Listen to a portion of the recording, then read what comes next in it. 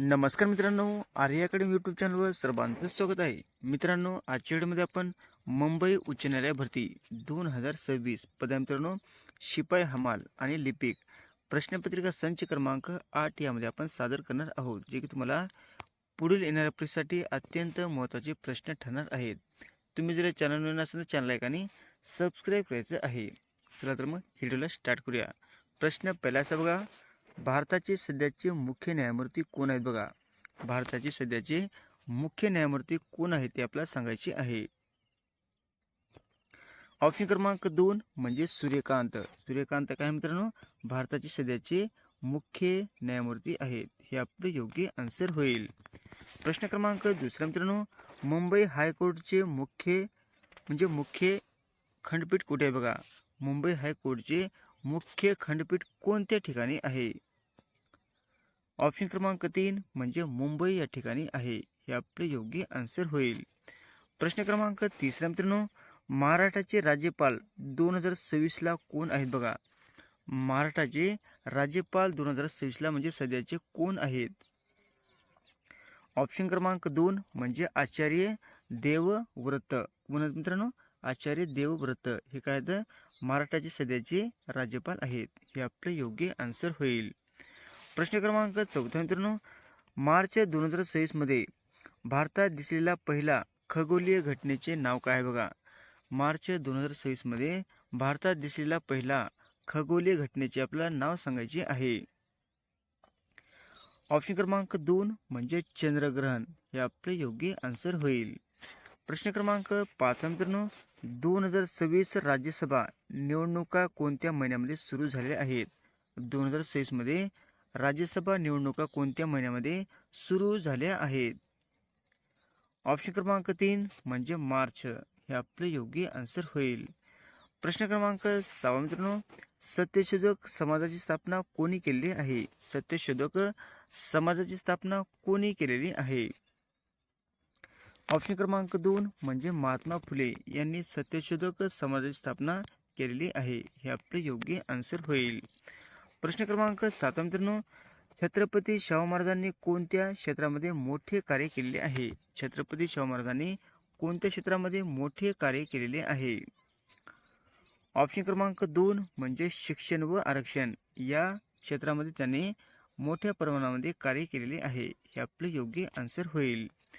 प्रश्न क्रमांक 8 मित्रांनो, नागपूर खंडपीठ कोणत्या न्यायालयाचे आहे बघा. नागपूर खंडपीठ कोणत्या न्यायालयाचे आहे.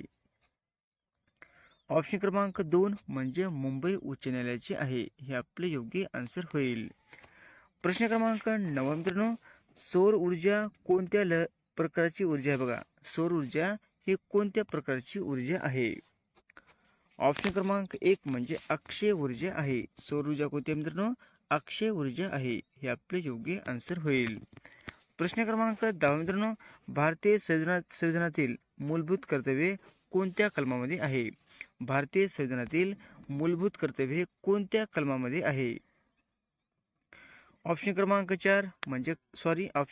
3 म्हणजे कलम 51A मध्ये मूलभूत कर्तव्ये आहेत. हे आपले योग्य आन्सर होईल.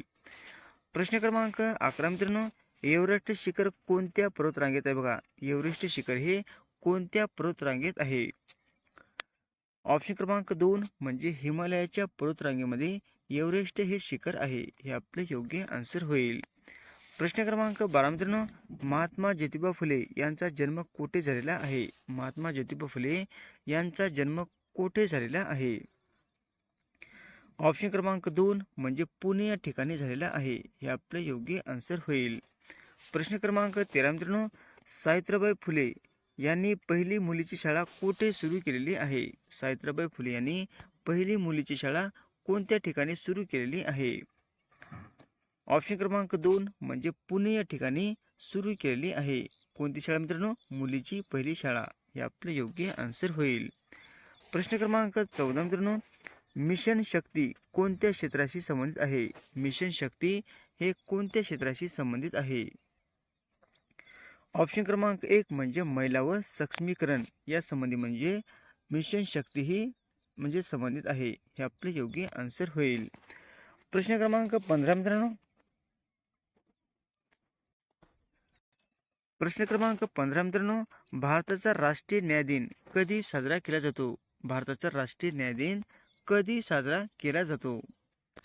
ऑप्शन क्रमांक 3 म्हणजे 26 नोव्हेंबर या दिवशी राष्ट्रीय न्याय दिन साजरा केला जातो. हे आपले योग्य आन्सर होईल.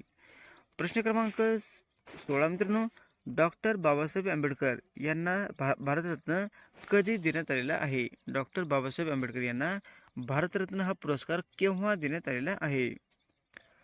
ऑप्शन क्रमांक 2 म्हणजे 1990ला डॉक्टर बाबासाहेब आंबेडकर यांना भारतरत्न हा पुरस्कार 1990ला देण्यात आलेला आहे. हे आपले योग्य आन्सर होईल.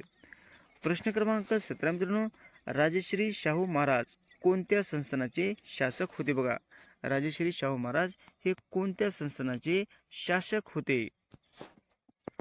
ऑप्शन क्रमांक 2 म्हणजे कोल्हापूर. हे आपले योग्य आन्सर होईल. प्रश्न क्रमांक 18 मित्रांनो, चंद्रयान 3 मोहीम कोणत्या संस्थेने राबविलेली आहे? बघा, चंद्रयान 3 हे मोहीम कोणत्या संस्थेने राबविलेली आहे? ऑप्शन क्रमांक 1 म्हणजे इस्रोने राबविलेली आहे. हे आपले योग्य आन्सर होईल. प्रश्न क्रमांक 19 मित्रांनो, आयुष्यमान भारत योजना कोणत्या क्षेत्राशी संबंधित आहे? आयुष्यमान भारत योजना ही कोणत्या क्षेत्राशी संबंधित आहे? ऑप्शन क्रमांक 2 म्हणजे आरोग्य क्षेत्राशी संबंधित आहे. हे आपले योग्य आन्सर होईल. प्रश्न क्रमांक 20 मित्रांनो, गोपाळ गणेश आगरकर कोणत्या विचारसरणीचे समर्थक होते? बघा, गोपाळ गणेश आगरकर कोणत्या विचारसरणीचे समर्थक होते? ऑप्शन क्रमांक 2 म्हणजे सामाजिक सुधारणा. हे आपले योग्य आन्सर होईल. प्रश्न क्रमांक 21 मित्रांनो, गुलामगिरी हा ग्रंथ कोणी लिहिलेला आहे? गुलामगिरी हा ग्रंथ कोणी लिहिलेला आहे? ऑप्शन क्रमांक 3 म्हणजे महात्मा ज्योतिबा फुले यांनी गुलामगिरी हा ग्रंथ त्यांनी लिहिलेला आहे. हे आपले योग्य आन्सर होईल. प्रश्न क्रमांक 22 मित्रांनो, रक्तातील हिमोग्लोबिनचे कार्य म्हणजे कोणते कार्य करते? बघा, रक्तातील हिमोग्लोबिनचे कोणते कार्य म्हणजे कार्य करत असते? ऑप्शन क्रमांक 1 म्हणजे ऑक्सिजन वाहून नेणे. हे काय मित्रांनो, रक्तातील हिमोग्लोबिनचे काम आहे. हे आपले योग्य आन्सर होईल. म्हणजे काय मित्रांनो, ऑक्सिजन वाहून नेणे. म्हणजे ऑप्शन क्रमांक 1 उत्तर आपलं योग्य राहील. प्रश्न क्रमांक 23 मित्रांनो, हरितगृह परिणाम कशामुळे होतो? बघा, हरितगृह परिणाम हा कशामुळे होत असतो? ऑप्शन क्रमांक 3 म्हणजे कार्बन डायऑक्साईडमुळे हरितगृह परिणाम हा होत असतो. हे आपले योग्य आन्सर होईल. प्रश्न क्रमांक 24 मित्रांनो, भारतातील पहिली महिला शिक्षिका कोण होत्या? बघा, भारतातील पहिली महिला शिक्षिका कोण होत्या? ऑप्शन क्रमांक 2 म्हणजे सावित्रीबाई फुले. हे काय मित्रांनो, भारतातील पहिल्या महिला शिक्षिका होत्या. हे आपले योग्य आन्सर होईल. प्रश्न क्रमांक 25 मित्रांनो, विधवा पुनर्विवाह कायद्याला पाठिंबा देणारे समाजसुधारक कोण? विधवा पुनर्विवाहाला कायद्याला पाठिंबा देणारे समाजसुधारक कोण आहे ते आपल्याला ओळखायचे आहे. ऑप्शन क्रमांक 1 म्हणजे ईश्वरचंद्र विद्यासागर. कोण होते मित्रांनो? हे विधवा पुनर्विवाहाला कायद्याला पाठिंबा देणारे ते समाजसुधारक होते. कोण होते? ईश्वरचंद्र विद्यासागर. ऑप्शन क्रमांक 1 उत्तर आपलं योग्य राहील. प्रश्न क्रमांक 26 मित्रांनो, केसरी वृत्तपत्राचे संपादक कोण होते? बघा, केसरी वृत्तपत्राचे संपादक कोण होते? ऑप्शन क्रमांक 1 म्हणजे ऑप्शन क्रमांक 2 म्हणजे टिळक हे होते. कोण होते मित्रांनो? टिळक. हे आपलं योग्य आन्सर होईल. प्रश्न क्रमांक 27 मित्रांनो, सुधारक हे वृत्तपत्र कोणी सुरू केले आहे? बघा, सुधारक हे वृत्तपत्र कोणी सुरू केलेले आहे? ऑप्शन क्रमांक 1 म्हणजे गोपाळ गणेश आगरकर यांनी सुधारक हे वृत्तपत्र सुरू केलेले आहे. हे आपले योग्य आन्सर होईल. प्रश्न क्रमांक 28 मित्रांनो, तापमान मोजण्यासाठी कोणते साधन वापरतात? बघा, तापमान मोजण्यासाठी कोणते साधन वापरत असतात? ऑप्शन क्रमांक 2 म्हणजे थर्मामीटर हे वापरले जाते. हे आपले योग्य आन्सर होईल. प्रश्न क्रमांक 29 मित्रांनो, न्यूटनचा तिसरा नियम काय सांगतो? बघा, न्यूटनचा तिसरा नियम काय सांगत असतो? ऑप्शन क्रमांक 3 म्हणजे क्रिया प्रतिक्रिया नियम. काय मित्रांनो? क्रिया प्रतिक्रिया नियम हा काय न्यूटनचा तिसरा नियम सांगत असतो. हे आपले योग्य आन्सर होईल. प्रश्न क्रमांक 30 मित्रांनो, 5G तंत्रज्ञान कशाशी संबंधित आहे बघा. 5G तंत्रज्ञान हे कशाशी संबंधित आहे?